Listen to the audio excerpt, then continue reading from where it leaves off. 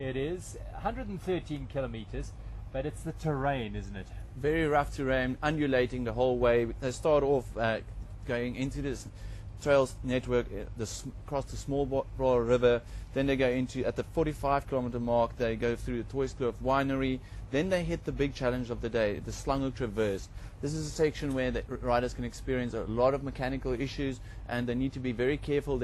This morning, the thoughts of some of those in contention, Kulhavi, Lakata. Look at all those star riders on the front there. Yellow jerseys, Investec Songo Specialized. The red of Ellsworth ASG, Stuart Marais and his partner Habib Kruger in the Absa African jersey, and they head off on these open trails at the moment in the basin of the Breda River Valley, but it gets a lot tougher a little bit later on.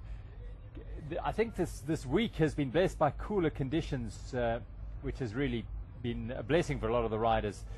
They may come over the mountain here to the real Boland area here and feel the heat today, as it's going to get a lot hotter.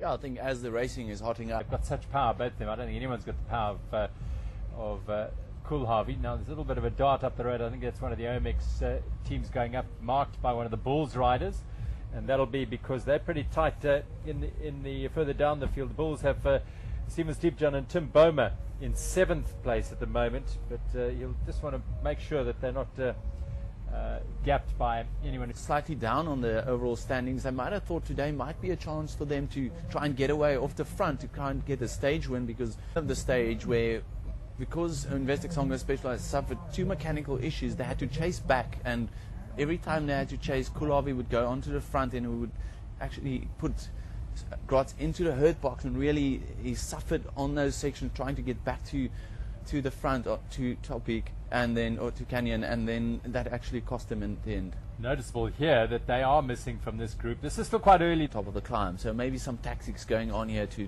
try and get that 15,000 rand prize. Well, there, Fumic and Avancini on the front, there, Canyon Top Peak there, Nicola Robach and his partner, 2 Bulls teams there as well.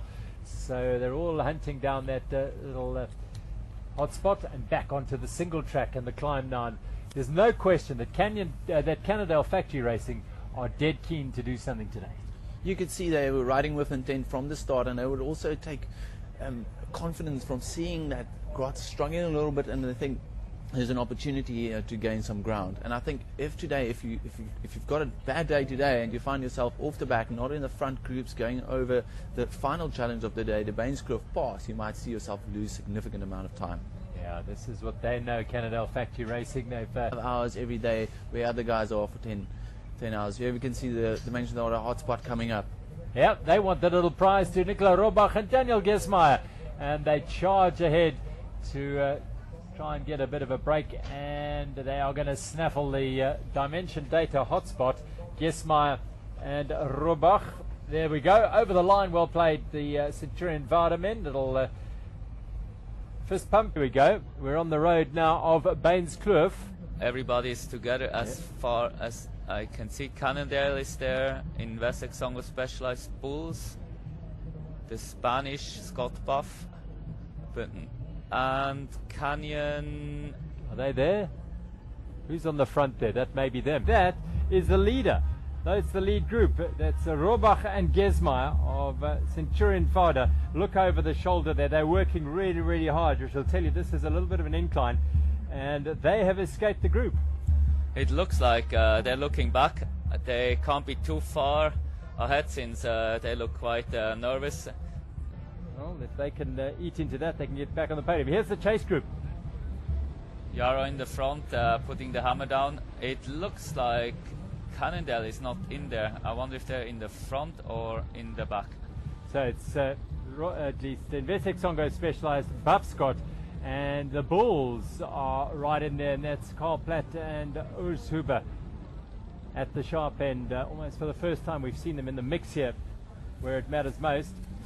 You see they're so close, wheel on wheel, and 25 seconds. Fantastic. So Robach and Gesmeyer. I'm just realizing they haven't passed the asphalt road of the pass yet, so it's still a little while to go. Gesmeyer so strong here. Robach, he's the man looking over his shoulder.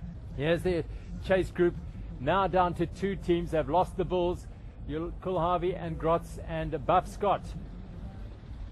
So Platt and Huber have dropped off. Kulhavi assesses the damage. These Pinto and Carretero from Buff Scott have been quite phenomenal all week. Clearly done their preparations spot on for the Absa Cape Epic. And they are now, look at Yarrow out of the saddle there, powering on the front. Howie Grotz holding his wheel. To lose time. Gesmeyer and Robach, we're inside Wellington now. They're not far from us here at the finish at Huguenot High School. And they're making every pedal stroke count. Gesmeyer on the front there, and Robach, who has been suffering, it appears, right now into the school and hit that grass, which just drags the tyres down. Here's the chase group: Kulhavi, Grotz, and Pinto and Carretero. The tents to their right, so that's how close it is. But it's not going to be close enough. Victory on stage 4, the Queen stage, to Centurion Vadas, Nicola Robach and Daniel Gesmeyer. They are right, but the yellow jerseys of Jaroslav Kulhavi and Howard Grotz will take second place and consolidate their position in yellow. Their closest rivals are some way back. And Buff Scott back on the podium once more. Pinto and Carretero, the Spanish. Because Yarrow did all the work in the front, and then the Scott Buff, they didn't feel like just chasing. Tell us about Baines Pass. What went down there and got you so far in front? Yeah, the Cannondale boys, they pushed really hard in the single trail, and we was behind in the group with the overall leaders. And then, in a really rocky single trail, Yarrow had some problems. Then we can't pushed really hard. And in the end, I mean, where's the real climb starts, we closed the gap to the... At least Ken and Topik are not interested. But here we go. And it's the second rider across the line that counts. And it is Silverback OMX who will take it. Jordan Saru and Victor Krajewski. And then the second of the Bulls teams. And there come Kleinans and Jeremiah Bishop. They're riding in support of Alban Licata in forward out. 10 minutes and 20 seconds down on GC. They've made inroads into Cannondale Factory Racing and into Canyon Topik.